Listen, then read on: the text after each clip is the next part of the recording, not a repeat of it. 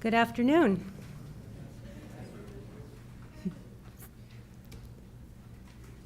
Long, long ago, in a faraway land, there was a king who had 7 daughters, all of them beautiful. Zara, the eldest, then Aisha, Samarina, Parizad, Messina, Khadija, and Nejma, the youngest and most beautiful of all. Her father, the king, arranged for Nejma to be married to a wealthy, powerful foreign prince. But the princess's calling was a spiritual one, and what she longed for was not marriage, but independence. The princess prayed all night before the wedding, and in the morning she found that her prayers had been answered. She had grown a full beard. Her bridegroom rejected her, and the princess was ecstatic. Her father, however, was furious and immediately had her crucified. His other 6 daughters spread the word about their beloved sister's sacrifice, and the legend of Wilgefortis, patron saint of unhappily married and independent women, was born. This tale seems obviously to be born of a contemporary storyteller, longing to erode gender norms in this progressive era of queer and women's rights. Indeed, it is a story in Castle Waiting, a graphic novel by Linda Medley, published in 2006. But it is also the representation of Wilgefortis, the legendary medieval European saint, once worshipped throughout Western Europe. Here you see a crucifix stemming from that practice. This relationship between comics and time-honored folklore, fables, legends, and fairy tales is not just particular to Castle Waiting. It is this correlation that I will expound on here. Much of contemporary scholarship has focused on the comics form as being an outgrowth of mass media and communications, which are the products of industrialization and westernization. Wonder Woman, for instance, was the brainchild of William Moulton Marston. Marston wrote of his hybrid creation, "Women's strong qualities have become despised because of their weakness. The obvious remedy is to create a feminine character with all the strength of Superman, plus all the allure of a good and beautiful woman." Viewed through this lens of industrialization and mass media, graphic narratives from around the world are intrinsically wedded to modernism, the West, whiteness, militarism, superheroes, and colonialism. Rosie the Riveter and Wonder Woman are easily identifiable as such icons. But it is time to decolonize comics. To that end, it is important to recognize that comics are the successors of much older oral or pictorial folkloric traditions from around the world. Pictorial is a word I created to describe customs that combine the use of spoken or written words with the display of pictures. By looking at comics through this historic and transnational lens, more chimeric possibilities come into view. I suggest an important distinction between chimeras and hybrids.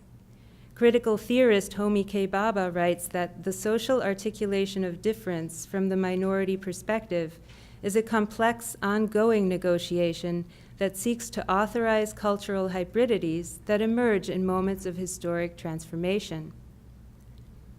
But the trouble with hybridity is that the 2 parents become invisible in their offspring, which is its own seamless third entity, like this labradoodle here. I argue that hybridity still fits within a paradigm of appropriation and subsumption, which global capitalism relies on in order to perpetuate itself. Chimeras, on the other hand, are combination creatures that appear awkward and even monstrous. Chimerism allows various, often disparate-seeming elements to contemporaneously coexist.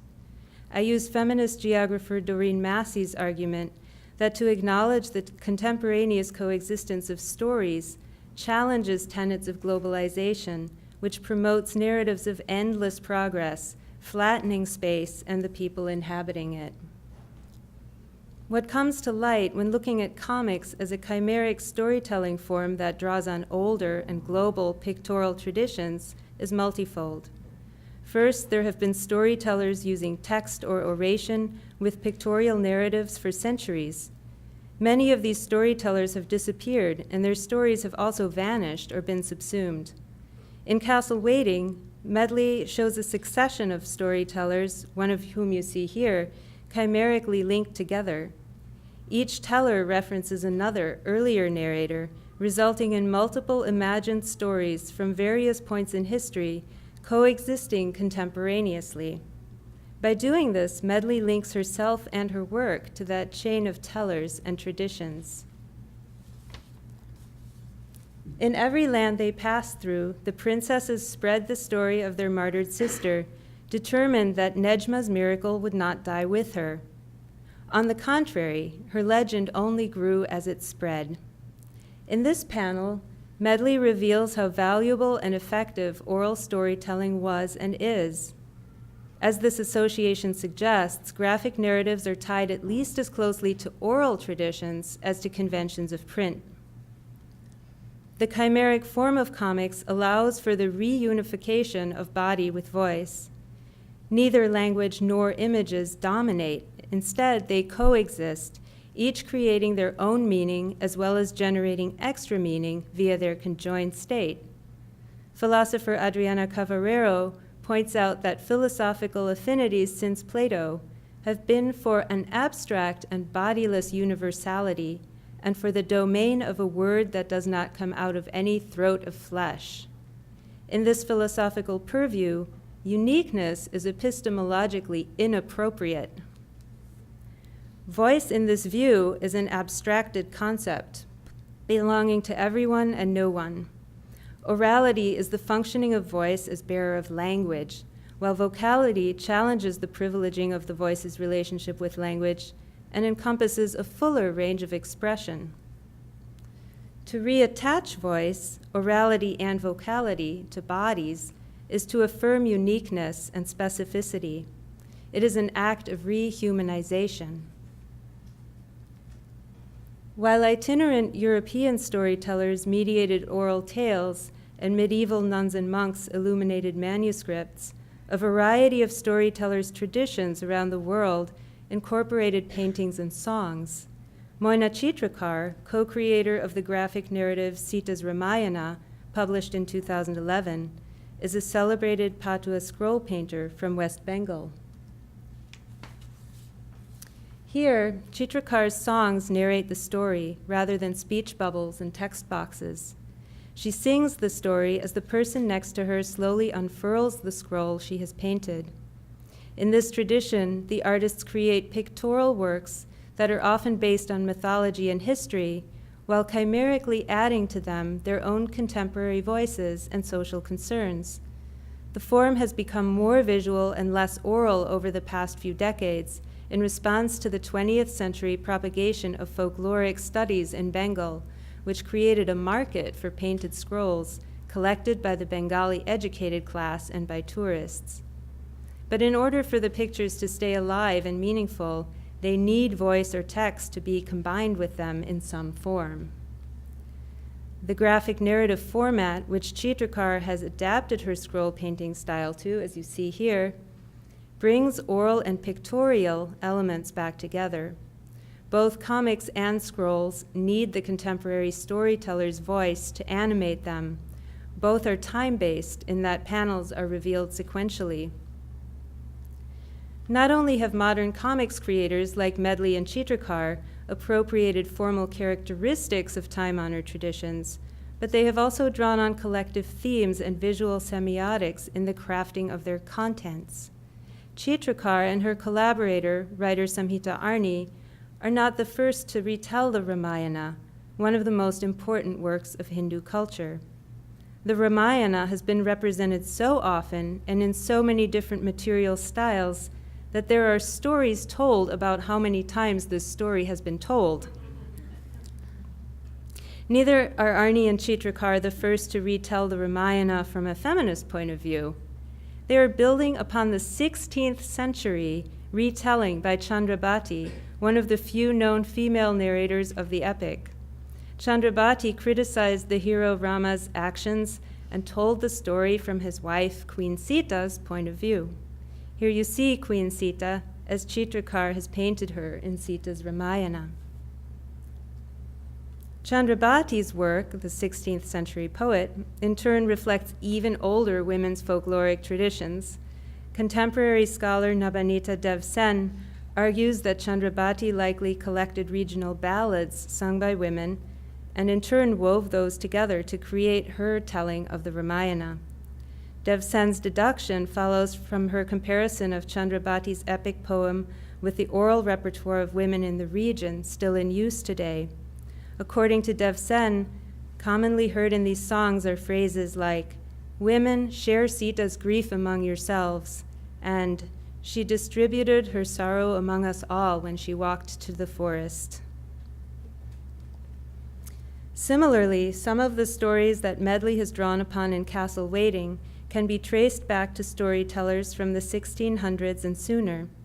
Some of these tales, like Sleeping Beauty, which is the story Medley begins her book with, are familiar from recent fairy tale collections, notably those known broadly as Grimm's fairy tales. The brothers Grimm collected stories that were previously published or transmitted to them orally by a variety of storytellers, of which Dorothea Fiemann is one of the most notorious. Here is a portrait of her by Ludwig Emil Grimm, one of the Grimm brothers. In their German Romanticist portrayal of her, the brothers transformed the bilingual French-German innkeeper into a salt-of-the-earth, grandmotherly German peasant woman. European anthologists further absorbed her to become a marketable old woman storyteller archetype. Thus, Fiemann went from this to this. Here you see an illustration done just a few years later by George Cruikshank. In her gradual absorption into the essentialized popular storyteller archetype known as Gamma Gretel, the historical figure all but disappears. Fiemann died ill and impoverished. She did not benefit from the publication of the stories she transmitted. The creators of Castle Waiting and Sita's Ramayana bring storytellers and lore back to life while chimerically adding their own unique contemporary methods and perspectives to the work. By bringing to light tales and tellers that have long been obscured, these storytellers open a window to possibilities beyond superheroic modern Western sensibilities, beyond hybridity and marketability. Much has been lost in the subsumption of storytellers and tellings by more dominant narrators and narratives.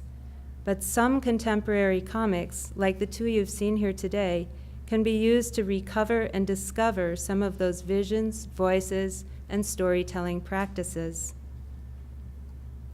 You promised you'd continue your story when the dinner dishes were cleared up, and these are the last ones, so we still have to wash them, little Miss Impatience. Are you some kind of story addict? Yes, I am. Thank you.